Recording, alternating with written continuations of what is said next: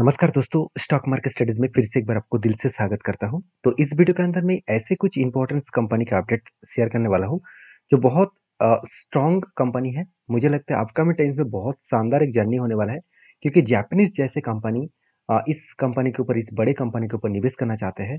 तो मुझे लगता है अभी जो हालत है इस कंपनी का, फ्यूचर में और भी ज़्यादा ग्रोथ होने वाला है, क्योंकि जापानीज जैसे कंट्रीज में इतने बड़े एक बैंक्स इस इंडियन बैंक के ऊपर निवेश करना चाहते हैं। तो मुझे लगता है कि पॉजिटिव व्यू आने वाले हैं। तो चलो, सारी डिटेल्स मैं इस वीडियो के अंदर शेयर करता हूँ। तो वीडियो को लास्ट तक देखना, और चैनल को फर्स्ट टाइम विजिट किया है तो जरूर चैनल को सब्सक्राइब करना। तो सबसे पहले जो कंपनी है जिसका नाम है केपीआईटी टेक्नोलॉजीज लिमिटेड। तो basically KPIT technologies limited India की एक ऐसे कंपनी है जिसके ऊपर हर किसी व्यक्ति अभी ट्रस्ट करते हैं। क्यों करते हैं? पहली बात आप समझिए। Company obviously IT solutions company है, और आईटी सॉल्यूशंस इंडस्ट्रीज में दो तरीके से कैटेगरीज कंपनी होते हैं। एक लार्ज कैप टाइप, दूसरा मीडियम एंड स्मॉल टाइप। तो मीडियम एंड स्मॉल टाइप के हिसाब से देखा है तो केपीआईटी टेक्नोलॉजीज इंडिया के अभी थर्ड लार्जेस्ट कंपनी बन चुकी है। और थर्ड लार्जेस्ट कंपनी इसलिए बन चुकी है कि इसकी मार्केट कैप बहुत ज़्यादा है। एक टाइम कंपनी टाटा टेक्नोलॉजी से भी नीचे था, टाटा टेक्नोलॉजीज से भी नीचे था। आप सोचिए, एक टाइम कंपनी 7-6 नंबर के पोजीशन में था। आज वो खुद की काबिलियत में आज कंपनी थर्ड पोजीशन में आ चुके हैं। तो देखा जाए तो कंपनी की ग्रोथ तो हुआ है, तो ग्रोथ किस लेवल तक हुआ है वो भी देख लीजिए। देखिए, पूरा सेक्टर का अगर मैं एवरेज देखूं तो करीबन एक 144 टोटल आईटी कंपनी है। तो जो लिस्टिंग है, जो लिस्टिंग नहीं है वो अलग बात है, बिना लिस्टिंग के तो बहुत सारे कंपनीज है। तो 144 टोटल कंपनीज है, उनमें से टोटल एवरेज निकल कर है करीबन 9.5%। सेल्स का एवरेज 9.5%, मगर यहाँ पे केपीआई टेक्नोलॉजी का जो एवरेज निकल कर है 24%। तो सोचिए कितना स्ट्रॉन्ग ग्रोथ है। प्रॉफिट ग्रोथ भी देख लीजिए। जो ओवरऑल टोटल 144 कंपनीज का एवरेज प्रॉफिट ग्रोथ निकल कर है 25%। चलो 26% ही पकड़ लेता हूँ। उनमें से केपीआईटी का कितना, डबल, 52% से भी ज़्यादा। तो यही खासियत के कारण कंपनी के ऊपर एक ग्रोथ देखने को मिला, और यही कारण के वजह से मैंने एक ट्रेड लिया था। हाँ, रिक्सी ट्रेड तो था।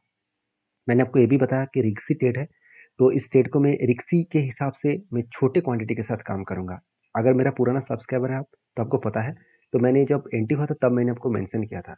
तो केपीआईडी टेक्नोलॉजी के ऊपर रिक्सी ट्रेड कितने क्वांटिटी के साथ काम किया? बहुत कम क्वांटिटी के साथ। क्यों? क्योंकि देखिए, कंपनी बहुत दिनों से एक ही रेंज के ऊपर काम किया। देखिए, एक ही रेंज के ऊपर कंपनी काम करता रहा, और फाइनली उस लेवल को ब्रेकआउट किया। और ब्रेकआउट होने के बाद, ध्यान देना, ब्रेकआउट होने के बाद मुझे चाहिए था एक बार रिटेस्टमेंट, तो यहाँ पे रिटेस्ट किया। उसके बाद देखिए इस जगह पे एक एंटी बन चुके हैं। और एंटी बनने के बाद जो टारगेट में हमेशा इस तरीके से रेंज के बेसिस में कोई भी कंपनी का ब्रेकआउट होता है, और उसके ऊपर अगर मैं कोई भी टारगेट को सेट करता हूँ, तो हमेशा 1:3 रेशियो का टारगेट होता है। तो मैं 1% स्टॉप लॉस लेने के लिए तैयार हूँ, और 3% टारगेट लेने के लिए मैं इंतजार करूंगा। हाँ, इसके ऊपर कुछ दोस्तों ने ये भी कमेंट्स किया था कि सर 3% आपका कैसे पता है कि 3% वो जाएगा? देखिए, यहाँ पे मुझे कोई भी रेंज नहीं मिलता है कि हाँ चलो 3% जाएगा कि नहीं जाएगा। मैं कंपनी का पूरा फंडामेंटल्स को चेक करके ही काम करता हूँ। अगर फाइनेंशियल फंडामेंटल्स ठीक ठाक है और इस तरीके से रेंज के बाद ब्रेकआउट हुआ है, तो मैं हमेशा 3% तक टारगेट लेता हूँ। एक कंपनी के बारे में ये भी बता रहा हूँ, एक कंपनी के ऊपर मुझे 2.5% तक टारगेट मिला था। उसके बाद सीधा नीचे आकर स्टॉप लॉस हिट हो गया। कोई बात नहीं, एक दो कंपनी के ऊपर स्टॉप लॉस हिट होगा। ऐसे नहीं कि मार्केट में 100% ही आपको प्रॉफिट मिलेगा। ऐसे सोचकर आप काम करने के लिए आ रहे हैं, तो मेरे हिसाब से आपको मार्केट से बाहर ही रहना चाहिए। यहाँ पे 100% कुछ भी होता नहीं है। यहाँ पे लॉसेस तो आपको लेना ही पड़ेगा। हाँ, आपको ये देखना है कि आपका लॉसेस का परसेंटेज कितना है। जैसे मैंने जब सेट किया इसका टारगेट, तो ओवरऑल मेरा 1:3% का टारगेट निकल कर आ रहा है करीबन करीबन 66%। प्रॉफिट में लेके चलूंगा 66%, एंड जो स्टॉप लॉस लेके चलूंगा करीबन 20-21% के आसपास। तो ओवरऑल मेरा 21% स्टॉप लॉस ऑब्वियसली ज़्यादा है, मगर अगर मुझे टारगेट मिले तो 66% तक भी टारगेट मिल सकता है। तो ज़्यादा से ज़्यादा टाइम मुझे टारगेट मिलता तो है, उसके लिए मुझे टाइम देना पड़ता है, क्योंकि ये पेशेंस का गेम है। ऐसे नहीं कि आज मैंने एंट्री ले लिया और एक मंथ के अंदर अंदर ही मुझे 66% रिटर्न मिल जाएगा। ऐसे होगा नहीं। इसके लिए आपको पेशेंस होना चाहिए। हाँ, शायद एक दो कंपनी के ऊपर तुक्के से मिल सकता है, बाकी कंपनीज के ऊपर नहीं मिलेगा। तो मैं पेशेंस के साथ इंतजार कर रहा हूँ, क्योंकि ये लेवल बहुत स्ट्रांग मुझे रेजिस्टेंस लेवल देखने को मिला है। इस लेवल को जब तक वो ब्रेकआउट नहीं कर पाएंगे तब तक वो ऊपर जाने का चांसेस नहीं है। मगर एक चीज़ मुझे अच्छा लगा कि कंपनी एक डब्ल्यू जैसे पैटर्न से यहाँ पे क्रिएट कर रहा है। एक डब्ल्यू जैसे पैटर्न क्रिएट कर रहा है, इसको अगर ब्रेकआउट करेगा तो एक अच्छा खासा मोमेंटम देखने को मिल सकता है। तो नेक्स्ट जो कंपनी है उसके बारे में चर्चा करूँ, उसका नाम है केपीआई ग्रीन एनर्जी। देखिए केपीआई ग्रीन एनर्जी एक स्ट्रॉन्ग कंपनी है। स्ट्रॉन्ग में इसीलिए बोल रहा हूँ क्योंकि इस कंपनी का फाइनेंशियल और फंडामेंटल्स को एक बार चेकआउट किया जाए तो उससे पहले कंपनी के ऊपर जब मैंने ट्रेड लिया था वो मैं आपके साथ एक बार शेयर करूंगा, क्योंकि बहुत रिक्सी ट्रेड था। और उस रिक्सी ट्रेड के ऊपर मैंने किस तरीके से काम किया वो मैं आपको बताऊंगा। क्योंकि अगर आप मेरा पुराना सब्सक्राइबर है तो आपको पता है कि जब मैंने इस तरीके से एक कप बना था, उसके बाद एक हैंडल बटन बना, तो आपको बताया कि मुझे ब्रेकआउट चाहिए और ब्रेकआउट कंफर्मेशन चाहिए। तो देखिए ब्रेकआउट भी मिला, ब्रेकआउट कंफर्मेशन में मिला। तो मुझे ब्रेकआउट कंफर्मेशन थोड़ा सा हाई लेवल में मिला। क्यों? क्योंकि देखिए जो टारगेट है, अगर मैं इसके ऊपर एंट्री लेता तो मेरा टारगेट बहुत कम हो जाता, 14%। मगर यहाँ पे टारगेट कितना होना चाहिए एंट्री लेवल से देखा है तो करीबन 22%। तो इसलिए मैंने एंट्री नहीं लिया, मैंने इंतजार किया कि कब नीचे आएगा, इस लेवल को टच करेगा तब एंट्री लूंगा। तो फाइनली देखिए ऑलमोस्ट टारगेट होने के आसपास था, वहां से करेक्शन किया, यहाँ पे टच किया और एंट्री भी बने।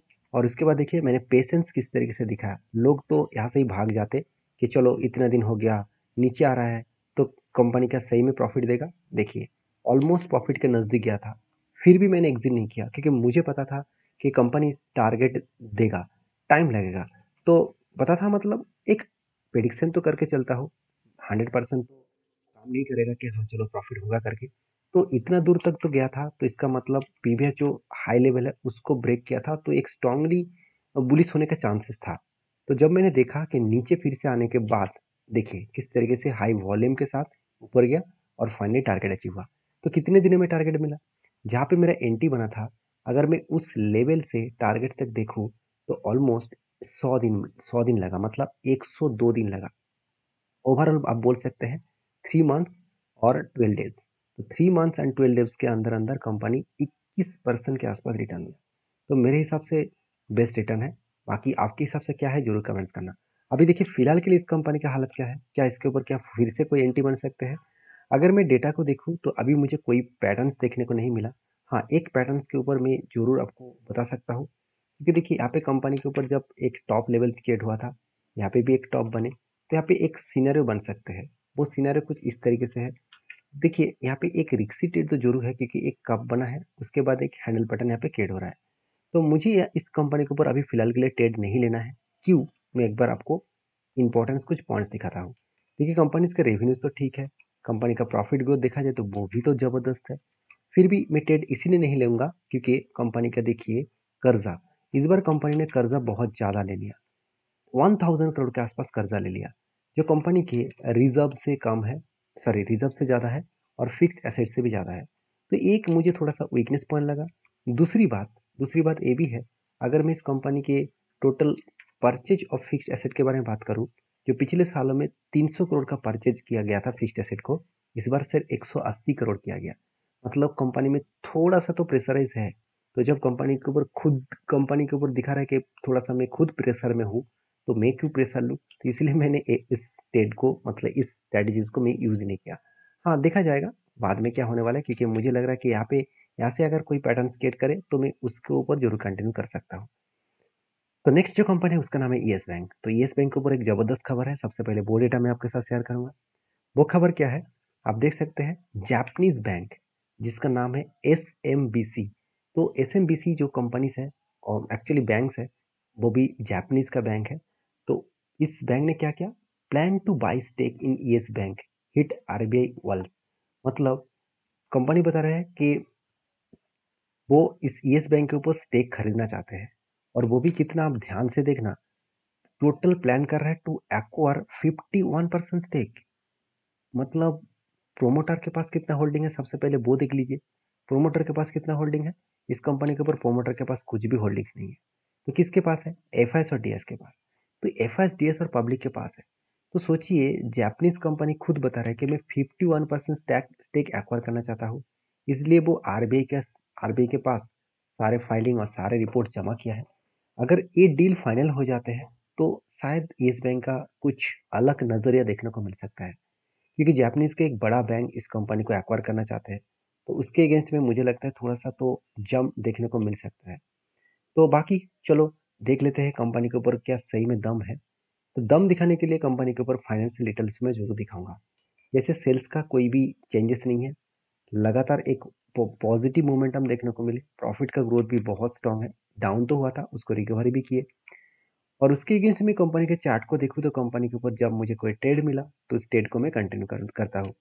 यहाँ पे मुझे एक रेंज के हिसाब से ट्रेड मिला, जो एक बाइंग का रेंज है, जहाँ पे इस नीचे लेवल को टच करके यहाँ पे एक कंपनी का एंटी भी बन चुके हैं।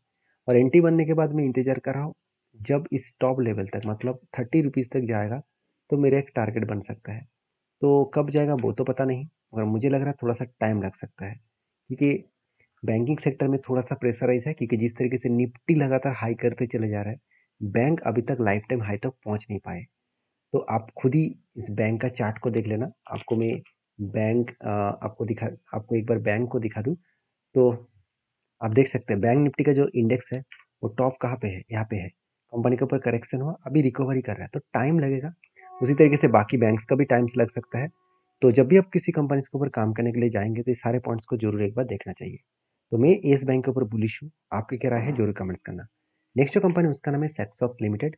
तो बेसिकली एक छोटा सा कंपनी है, 3,800 करोड़। और कंपनी के ऊपर बड़ा अपडेट यही है कि कंपनी जल्द से जल्द आपको बोनस देने जा रहा है, और वो भी कितना, 4 शेयर के बदले आपको 1 शेयर मिलेगा। मतलब 4 शेयर के बदले आपको 1 शेयर मिलने वाला है। तो मेरे हिसाब से 19 सितंबर में कंपनी हर 4 के बदले 1 शेयर कंपनी देने वाला है। तो वीडियो अच्छा लगे तो प्लीज़ लाइक करना, चैनल को सब्सक्राइब भी करना। और हाँ, जाते जाते मैं रिक्वेस्ट करूंगा, इस वीडियो से जितने सारे इन्फॉर्मेशन मिला उसको ब्लाइंडली ट्रेड मत कर लेना। आपको आपके जो एडवाइजर है उसके साथ एक बार बातचीत करके काम करना। मेरे वीडियो टोटली एजुकेशन पर्पस में होता है। मिलते हैं नेक्स्ट वीडियो में, तब तक के लिए धन्यवाद।